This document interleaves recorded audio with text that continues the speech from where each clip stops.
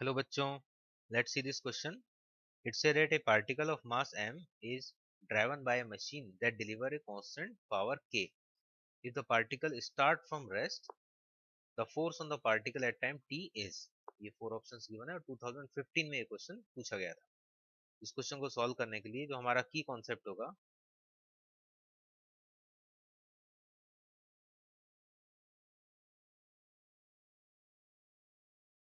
वो होगा यहाँ पर पावर का formula which is rate of doing work और half M V square upon time. So power यहाँ पर हमें कांस्टेंट के लेना है symbol. Then half M V square will be equal to k into t. From here speed will be root over twice kt upon m. हमें force calculate करना है. Then we will calculate first of all acceleration.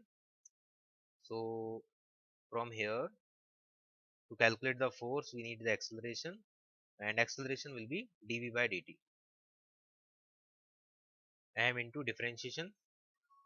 Here root of twice k upon m is constant, and differentiation of root t means t to power half will be m root over twice k upon m, and it will be n into t to power half minus 1.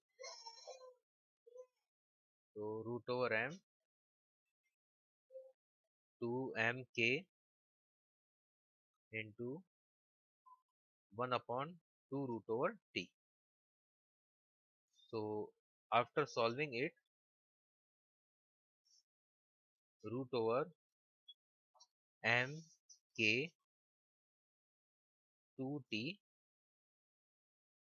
तो ये यहाँ पर step से हम force calculate कर सकते हैं. तो कुछ स्टेप्स हैं यहाँ पर. जैसे फर्स्ट स्टेप था स्पीड निकालना, वो हमने कैलकुलेट किया.